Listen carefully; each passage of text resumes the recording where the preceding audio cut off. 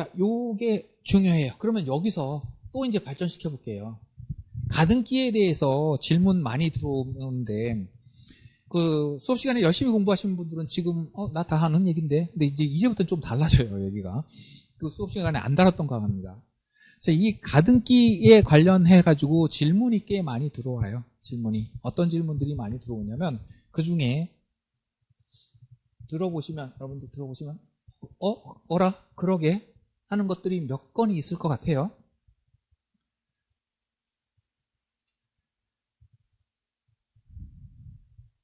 제일 많은 질문이 뭐냐면, A가 소유권을 가지고 있습니다.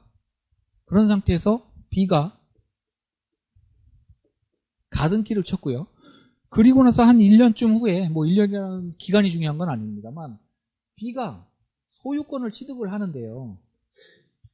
가등기에 대한 본등기를 치는 게 아니라요, 별도의 등기 원인을, 소유권 이전의 원인을 매매라고 해서 소유권 이전 등기를 합니다. 이게 만약에 가등기에 의한 본등기를 치게 되면 요 가등기의 부기등기로 이렇게 달라버렸거든요. 소유권 이전 등기가. 근데 그거가 아니라 별도의 순위 번호를 부여받고 이렇게 매매에 의해서 소유권을 취득을 합니다. 그러면 가등기, 소유권 가등기라는 것은 장래에 자기가 소유권을 땡겨오기 위해서 설정한 가등기인데, 다른 방법으로 소유권을 땡겨왔죠. 그죠? 이러면 요 가등기의 효력이 그대로 유효하냐 또는 소멸하느냐, 이거에 대한 질문이 굉장히 많습니다. 생각 안 해보셨죠? 그죠? 이 가등기 효력을 잃을까요? 아니면 그대로 유효할까요? 그냥 막 찍어보세요. 50%인데 그대로 있을 것 같다? 잃어버릴 것 같다? 네, 확률이 반반이니까 대답도 반반이네요. 그죠? 자, 효력이 그대로 있을 것 같다라고 하는 근거는 혹시? 본등기를 쳤으니까. 정답은 정답인데, 예, 정답을 들은 사람이 이해는 못할 것 같아요. 예, 정답은 그대로 효력이 유지가 됩니다. 이게 그대로 효력이 유지가 돼요. 왜 효력이 유지가 되느냐? 말씀드렸죠. 이게 이제 여기에서 그 대두되는 개념이 뭐냐면 혼동이라는 게 있어요. 우리 민사에서 얘기하는 혼동.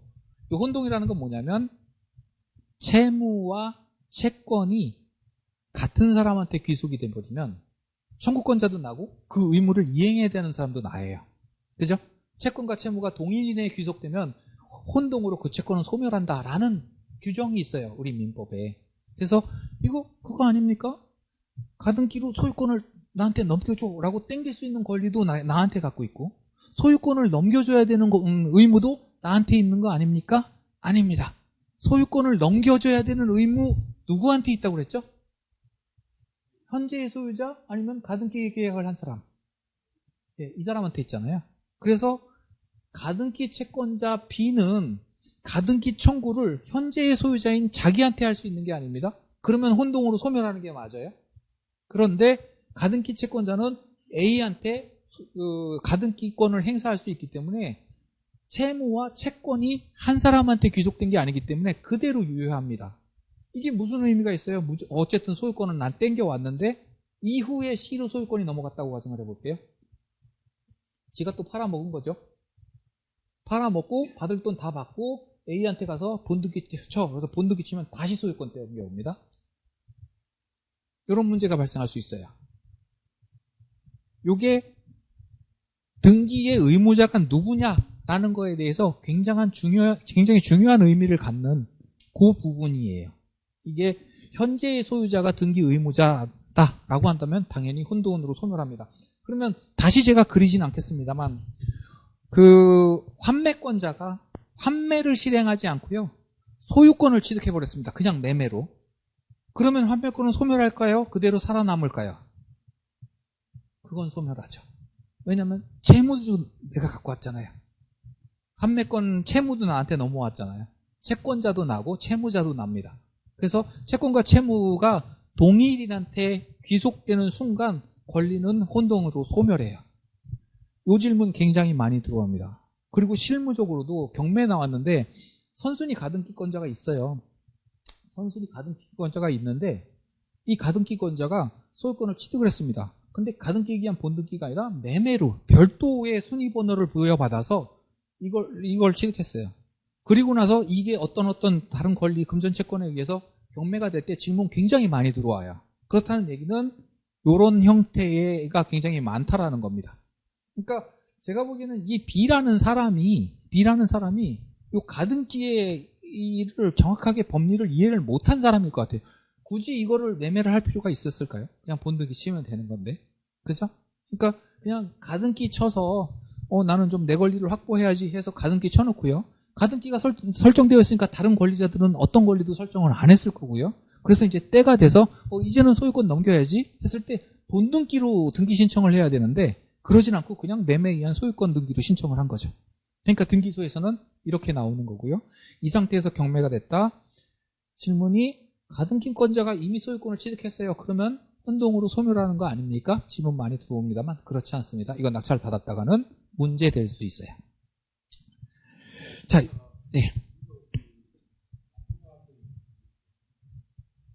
담보가등기일 수도 있습니다만 담보가등기인지 아닌지 우리는 알 수가 없죠. 예, 그게 문제인 거예요. 제가 보기에는 법리 오해예요. 예, 가등기를 쳐놔야지만 내 권리가 안전하게 보호된다라는 얘기는 뭐 법무사님들이나 상담을 통해서 알아가지고 그래요? 그러면 가등기 칠게요 해서 가등기문을 쳐놨습니다. 여기까지는 잘 해놨어요. 그래서 가등기가 있으니까 다른 근저당이나 또 소유권 이전이나 이런 게 안 됐겠죠. 그 상태에서 이제는 소유권 땡겨올 수 있어 라고 했을 때 그냥 잘 지켜줬다. 너는 잘 지켜줬다 이러고 그냥 매매로 신청을 하는 거예요. 등기를. 그러면 등기소에서는 가등기 있으니까 본등기 치세요. 충고 안 해주거든요. 예, 안 해줍니다. 그냥 신청한 대로 돼요. 그럼 이게 살아남는 경우가 있어요. 그래서 이런 경우에 B가 소유권을 취득한 사람이 이제 C로 소유권에 넘어가지는 않았겠죠. 이후에 근저당이라든가 가압류라든가 이런 것이 설정이 돼서 경매에 나왔다. 근데 B가 어느 정도 법리를 아는 사람이라면 요 가등기에 대한 말소 동의서를 제출을 해요. 법원에다. 왜냐하면 이 가등기가 인수됨으로 인해 가지고 낙찰을 안 받게 되면 자기 집이 헐값에 팔리는 거잖아요. 지금. 그죠? 10억짜리가 예를 들어서 2억에 낙찰이 된다. 그럼 자기 집 10억짜리가 2억에 팔려나가는 거거든요. 그게 왜 그러는가? 원인을 봤더니 가등기가 인수돼서 그렇대요. 그래서 법원에다가 요 낙찰받고 나한테 누구든지 찾아오면 가등기 소멸하는데 말소 동의서, 말소 서류 내줄게요 라는 말소 동의서를 제출을 해요. 그럼 그게 매각 물권면세서에 취지가 기재가 되고 낙찰자들은 요거 문제되지 않겠구나. 그래서 제값에 낙찰을 받는 거고 그러면 B는 자기 집을 그나마 제값에 가깝게 매각할 수가 있는 겁니다. 자, 요게 가등기에 대한 질문 중에 제일 많은 내용이고요. 또 두 번째로 질문은 뭐냐면, 자, 좋습니다. 이렇게 가등기가 인수되는 부동산을 낙찰이든 아니면 매매든 어떤 이유로든 간에 소유권을 가져왔어요. 그런 상태에서 B 가등기 채권자가 본등기를 실행했고요. C, 나는 소유권을 잃어버렸죠. 이제. 그죠? 소유권을 잃어버리면 얘는 뭘 할 수 있느냐? 이게 문제죠. 그러면 매매대금 다 내고 소유권 가져왔는데 그냥 나는 잃어버려야 되는 거냐? 실무적으로는 잃어버린 경우가 많습니다만 왜냐하면 이 소유권자가 무자력, 자력이 없는 경우가 굉장히 많기 때문에. 그러나 우리 민법에서 규정하고 있는 담보 책임을 물어서 법률적으로는 C는 A한테 네가 나한테 팔았는데 결국에는 가등기가 있는 상태에서 팔았고 그걸로 인해서 내가 소유권을 잃어버렸으니까 매매계약 해제해. 그러니까 계약 해제하고 매매계약 소급 무효해가지고 너한테 줬던 매매대금 돌려줘. 요 청구가 가능해요. 근데 돈이 어디 있어요? 그죠? 예, 그죠. 근데 전 소유자가 자력이 없다, 무자력이다 라고 한다면 만약에 경매로 낙찰을 받았어요. C가. 우리 지금 경매 공부하는 거니까. 경매가 C가 경매로 낙찰을 받았어요. 그럼 나는 매각대금을 냈고 그 매각대금 어떤 채권자한테 배당이 됐겠죠. 그죠? 그 채권자한테 손해배상, 부당이득 반환 청구가 가능해요. 얘가 돈이 없으면 전 소유자가 돈이 없으면 내가 낸 돈을 배당받아간 채권자한테 부당이득 반환 청구가 가능해요. 근데 그 채권자가 국민은행이다, 기업은행이다 확보되는 거죠. 그죠? 그래서 가등기가 인수되기 때문에 엄청나게 많이 떨어졌다. 10억짜리가 뭐 7천만 원, 6천만 원까지 떨어졌다. 근데 채권자가 국민은행이다, 기업은행이다 이러면 들어가서 받으시는 분들 꽤 계세요. 받아버립니다. 그랬다가 B가 본등기 안 치면 나는 만세 부르는 거고요. 본등기 쳐서 내가 7천만 원 주고 산 거 소유권 뺏겼다? 그럼 국민은행한테 가서 부당이득 반환 청구하면 국민은행에서는 내주겠죠. 소송을 해서 당연히 승소할 거고요. 승소하는 거를 대체 이러지는 않습니다. 1금융권들이. 그래서 채권자가 누군지 그걸 잘 봐서 그걸 또 쫓아 들어가시는 분들이 굉장히 많아요. 이게 사실은 우리 정규수업에서는 할 수 없는 얘기들입니다만 어쨌든 특강이니까 이런 얘기도 또 가능하네요.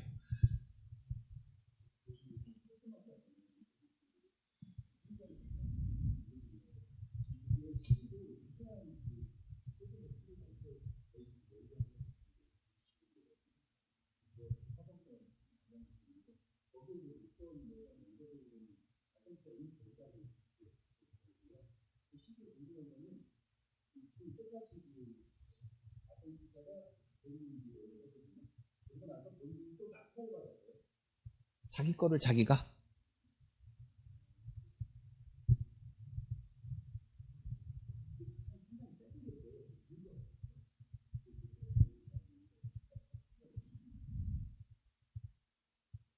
자, 소유권이 있고 가등기를 쳤고요.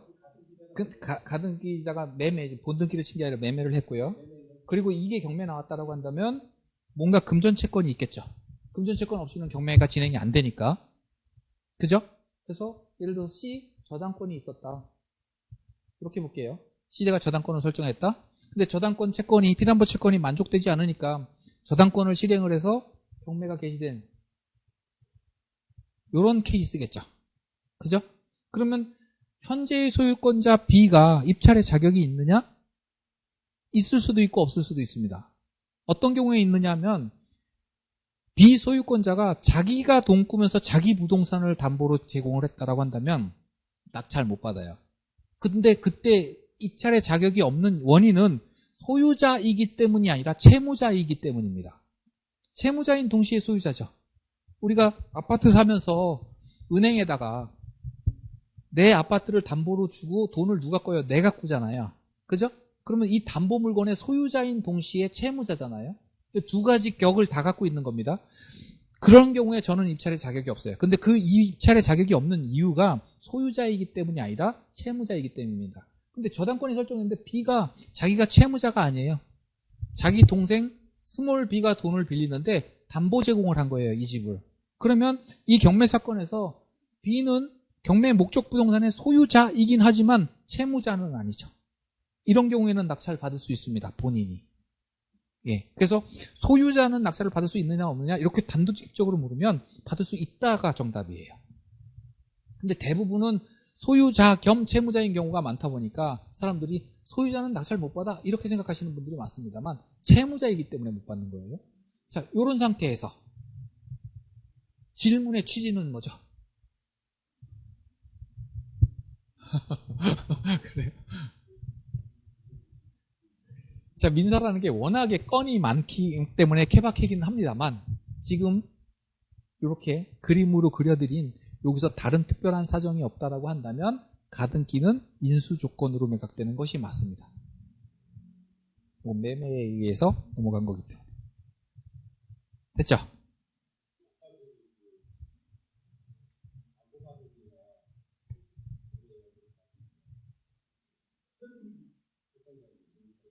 예.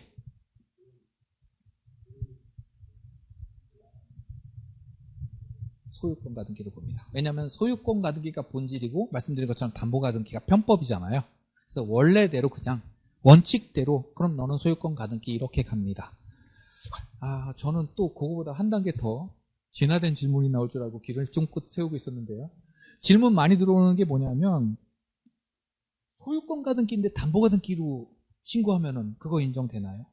담보가등기인데 소유권 가등기로 신고하면 그거 인정되나요? 이 질문이 많이 들어와요.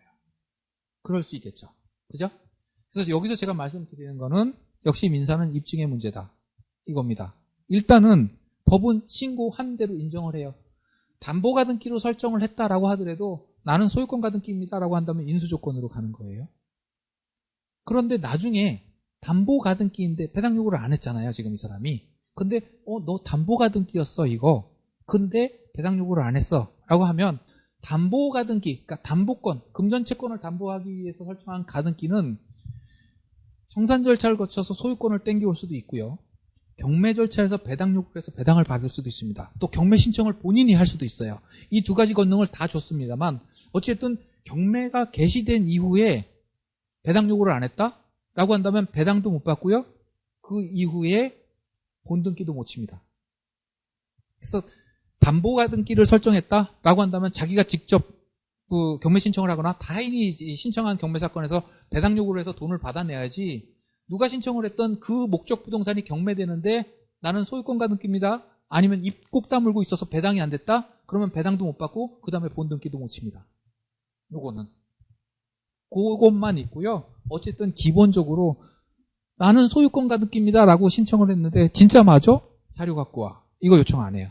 나는 담보가등기입니다. 진짜 맞아? 자료 갖고 와. 이거 요청 안 합니다. 누군가 제3자가 아니에요. 제 소유권 가등기인데 담보가등기로 신청했어요. 이러면 소송이 시작되겠죠. 이제 다툼이 시작이 되는 거니까 판단이 들어가겠습니다만 누구도 태클이 들어오지 않은 상태에서 법원이 너 진짜야? 맞아? 이렇게 가지는 않아요. 됐죠?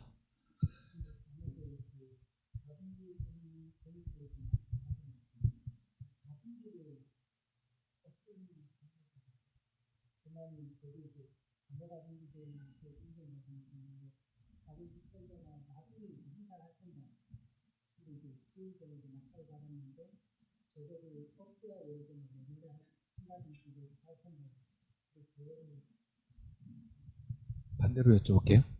내 집에 저당권이 설정되어 있어요. 이걸 없앨 수 있는 방법이 있나요? 예? 네, 그렇죠. 남의 권리를 내 마음대로 없앨 수 있는 방법은 없습니다. 그 권리자가 원하는 걸 해주지 않는 한. 그러니까 가등기권자한테 가서 야 내가 그만한 응당한 배상을 해줄 테니까 말소하자. 그래서 오케이. 합의는 얼마든지 가능합니다만 가등기 채권자의 협조 내지는 동의 없이 남의 권리를 없앨 수 있다? 그렇다고 한다면은 가등기를 입법한 취지 자체가 굉장히 불안정해지죠. 그죠? 그 질문 굉장히 그런 형태의 질문이 가장 제일 많이 들어오는 게 유치권이에요. 유치권 제가 낙찰 받으려고 하는데요. 여기 유치권 신고가 있어요. 유치권은 어떻게 깨죠? 유치권은 당연히 깰 수 있다라는 전제 하에 질문들이 많이 들어오는데 물론 유치권 허위인 유치권이 많다 보니까 그런 질문이 들어오는 건 알고 있습니다만 어쨌든 남의 권리를 그 권리가 적법하다라는 전제 하에 남의 권리를 권리자 동의 없이 협조 없이 소멸시킬 수 있다? 불가능한 일입니다. 그건 가등기뿐만이 아니라 다 마찬가지예요. 자, 우리 사례 준비한 거 좀 볼 건데요. 제가 수업 시간에도 굉장히 여러분들한테 당부한 게 있습니다. 이 가등기에 대해서 큰 오해가 뭐냐면 가등기는 제척기간에 구속되기 때문에 등기한 지 10년이 지난 가등기는 무시해도 좋다. 이런 책들이 굉장히 많아요. 이거 굉장히 위험한 발상입니다. 무슨 얘기냐면 그 잘못된 표현을 제가 그대로 써볼게요. 가등기는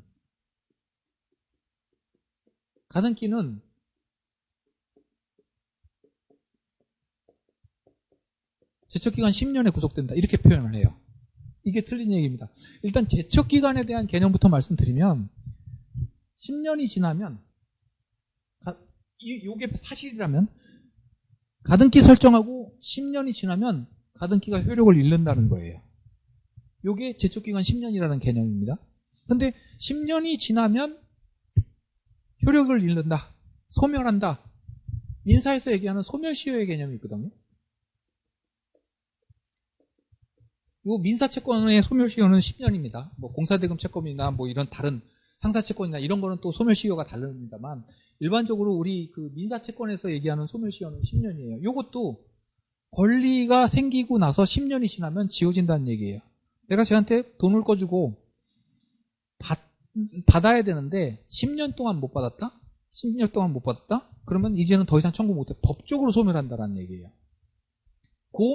그런 차원에서는 두 개가 같은 내용인데 차이는 무슨 차이가 있냐면 소멸시효는 중단의 사유가 있습니다. 내가 적극적으로 받으려고 노력을 해요. 소송도 했어요. 막 이렇게 가면 요거는 너는 받으려는 의지가 있구나. 그러고 나서 요게 중단이 되고 받으려는 어떤 법률적인 행위를 하면 그 순간부터 다시 10년이 기산돼요. 그 차이가 있는데 제척기간은 내가 무슨 짓을 해도 중단이 없습니다.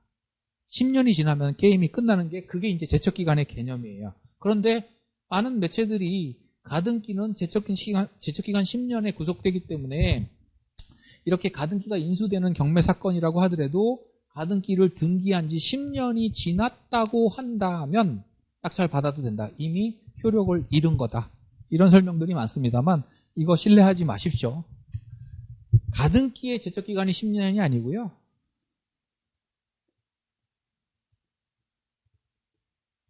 매매 예약의 제척기간이 10년입니다. 야, 네 부동산 나한테 팔어? 오케이, 그래, 팔게. 라고 매매 예약을 했습니다. 근데 이 매매 예약만 해놓고 그 매매 예약을 완결하지 않고 10년이 지났다라고 한다면 그 사이에 내가 무슨 짓을 했다라고 하더라도 완결이 되지 않았다라고 한다면 그냥 매매 예약의 효력이 없어진다라는 거예요. 그럼 가등기는 매매 예약을 공시하는 기능이죠. 이것 자체가 이게 아니라는 거죠. 그래서 얘가 지워질 뿐이, 얘가 효력을 잃는 것 뿐이지 가등기는 아닙니다. 뒤집어서 얘기를 하면 뭐냐면 매매 예약이 완결권이 행사가 됐어요. 이미 완결이 됐습니다.